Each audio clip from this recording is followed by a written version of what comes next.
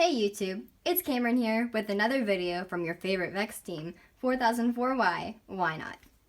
With the coronavirus quarantine going on and ensuing boredom, we posted a poll on Instagram asking you guys if you wanted a full notebook reveal from this year. And the overwhelming response, guess what, was yes. So here goes a hopefully thorough reveal of our Tower Takeover engineering notebook. Enjoy. To start this reveal off, I want to show you guys kind of what we use to do our notebooks. So we do everything based off of the Design Award rubric, which is right here. And this actually changed after we started our Tower Takeover notebook. So half of the notebook's kind of based on this one, and half of the notebook is based on the one from, I think, Turning Point and previous years. This new one I like a lot because it's a lot more detailed. So judges, whereas in Oklahoma, if you didn't have very many pages, but you had great quality, then judges would typically overlook your notebook. They would go for quantity versus quality. And this new Design Award rubric kind of prevents that because it's got a lot more specific details in there that you need to know.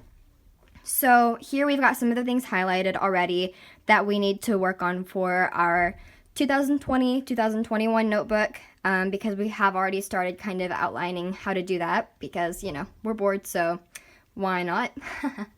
And then on the other side, it has the judging rubric for the verbal interview. And of course, we've got some things highlighted there. This is something that is a very powerful and useful tool. If you know how to look at a rubric and base things off of a rubric, you're going to do so well next year on your notebooks if you're basing your notebook off of this video.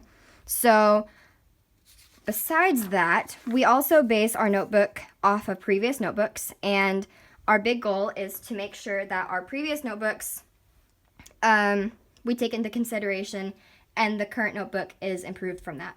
So this notebook, if you compare it to last year's, this one has 297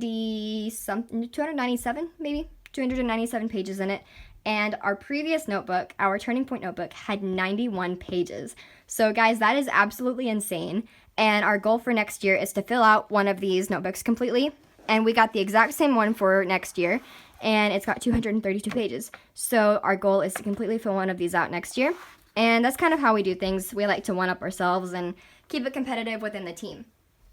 So, opening the notebook, you see, and I've showed you this. I'll link the other video up in the description or somewhere.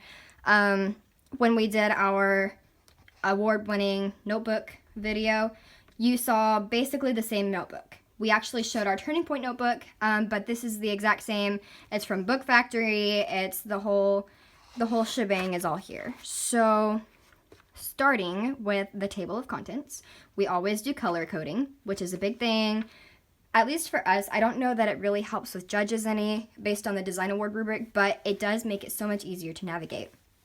You can do tabbing, you can put sticky notes in, but we like to do color coding. So you can see we've got project management is purple, programming is yellow, so that, programming is a big thing that judges want to see, so we want it to stick out. So when you look through here, one of the big things that pops out is the bright yellow. So we chose programming for yellow. Pink is competition updates, where we talk about things we could have improved for the competition, upcoming competitions, that kind of thing. And then all our subsystems are green, blue, and orange. And that is kind of how we do the table of contents. Skipping over to the team profile, this is a big thing, I feel like, because judges want to know who does what on your team, and they want to know what you look like and that kind of thing. We found this year that the people who are looking at your notebook are also the ones doing the interviews. And that has actually been different in the past. Oklahoma hasn't necessarily done that. It might be someone judging your notebook and someone doing the verbal judging. But this year, the judges that looked at your notebook are the ones coming around talking to the teams. And so they've went through your notebook. They know what it says in the notebook. So you need to be careful about putting false information into the notebook, saying that, say Chloe did all the building, but they come around and talk to the teams, and I said, well, Cameron does all the building. Okay, now they just found that something's not right there. So being careful about being truthful about people's jobs on the team, both in the verbal and the engineering notebook, is very important. Making sure that you label the grade, of course, all the truthful jobs, And then we like to put a little something in there talking about maybe the personality of the person or the experience, something like that, just to bring it a little bit more to a personal level. And then we also, the Design Award rubric also talks about putting your goals in there. So this is kind of where we put that for last year's notebook. Well, this year's, but you know, I've already moved on. We put our goals for the season, talking about wanting to qualify for the World Championship and being a positive influence and advocate for girl-powered, etc., blah, blah, blah. You get the idea. These pages I will go over really quickly, just to kind of brief you. Putting the design process at the very beginning of the notebook so the judges know that you do use the design process and you need to refer back to it in other pages as well. But showing that you use the design process, it's at the very beginning, so everything you do is based off of this. We should have put some explanation here, and we will in our next notebook, about what it is, where it came from, because this is the PLTW version, Project Lead the Way. And we need to put some explanation of, you know, where it came from, how we use it, and why we use this versus some of the other ones. I feel like that would be a pretty good thing to put in there. And then explaining the notebook organization, because a lot of people may have not heard of Gantt charts. The robot overview is something unique to our team, and the SWOT analysis may be something people haven't heard about as well.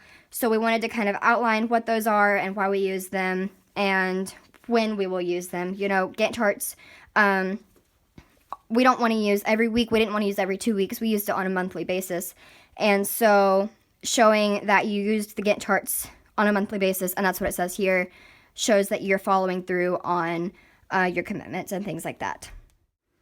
Moving on to the next pages, we've got the team organization, talked about the people on the team and the specific jobs based on their skill level and based on the things they haven't done before, getting them some new exposure to things. That was a big thing that the new rubric discussed, is making sure that jobs are given to certain people on the team based on their skill level or based on their experience or learning level, that kind of thing. So that was a big thing here. And then moving on to the game reveal, we broke it down. We've got a picture here. The big thing that I think I've heard a lot of judges harp on is they don't want to see you just put the official game reveal, the official game breakdown, just copy and paste it. They don't want to see that. They want to see the game reveal in your own words.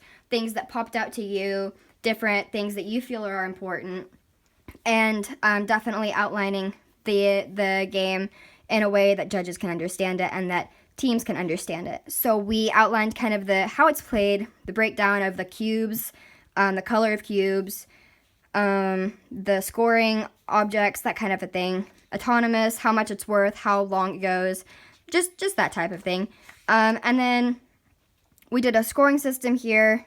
I talked about the scoring zone, scoring and descoring, just basically continuing the breakdown.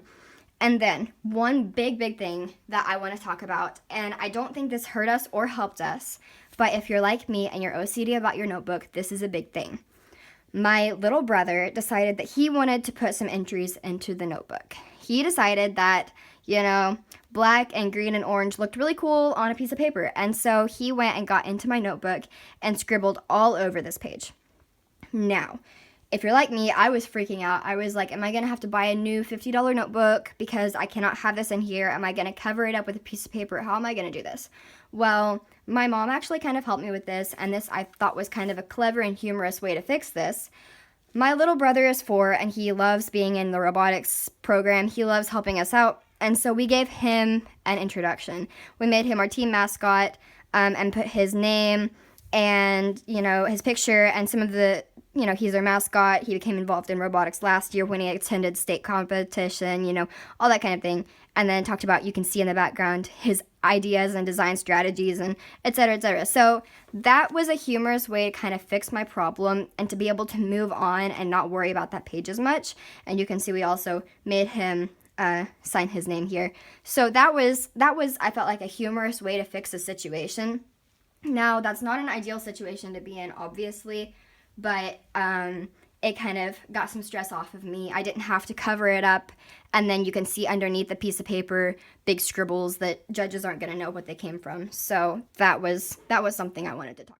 So moving on a couple pages, it's a good thing to write down your initial thoughts, write down everyone on the team, what they kind of thought, do a big team meeting at the beginning of the year. At least this is what we do. And we just start outlining crazy ideas. It's the design process. You go through and you just create ideas. So writing down your initial ideas, initial thoughts, ways to score, that kind of a thing, that's something that judges really want to see. They want to see your brain work, and they want to see you work together to create, to go from no idea how to solve this at all to a pretty good hard concept of how you're going to go about the game. Moving on from page 10 to page 11, we did our chassis designs. We moved automatically, and instead of just coming up with a big overall design for the robot, we actually did it subsystem by subsystem. So we've got the chassis, we move on a few pages later, and we've got the intake, and between there somewhere is the lift. So we kind of did it subsystem by subsystem and kind of built the robot from the ground up, if that makes sense. For each subsystem, we definitely did 3 possible designs, and then we also, here's our Gantt chart. Each design, we did a prototype, and we did testing. And then at the end of testing all 3 prototypes, we came up with the final design. We voted on the final design, and then we showed the programming for it. And then I don't think we did this here, but later on we tested the final design after it was programmed and everything to make modifications. So that's kind of a big thing that we did, making sure that with everything you do, every new design you're coming up with, you've got about 3 prototypes, 3 or more prototypes that you're going to work with. Another thing, and this will probably be about the last thing because this has covered a lot of information in this notebook, even though we're on page 13, is talking about community outreach. Judges want to see your team go out into the community and educate people on STEM and VEX. And so our community actually honored our team last year at a breakfast for our robot, or not for the robot, obviously, for the team.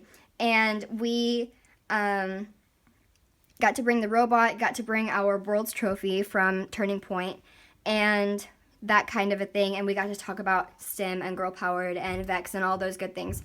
So that's something we documented in the robot, or in the engineering notebook, because we were actually told by another team who's really good at engineering notebooks that this was something they did, and it seemed beneficial. And even if it wasn't beneficial, it shows that your team does work on volunteering and community outreach and showing the community what you're doing and getting other younger kids involved. And we feel like that is a very important thing, especially to our team, as I, who am the team captain, will be a senior this coming season. And so we want to try to reach as many people as possible and show kids that STEM is so fun and so beneficial, and that was a huge thing for us. So hopefully that covered a lot of your questions about our engineering notebook. We only went through about 13 pages of it, but those first 13 pages are typically redone and recreated throughout the entire notebook. It's just the same process over and over because we're following the design process over and over. You've got creating the concept, developing the solution, testing the solution, retesting, all that good stuff. And so that covered a lot of the main things that we do in our notebook that we feel makes us successful. Thank you so much for watching. Like and subscribe and follow our Instagram account. And yeah, see you in the next one.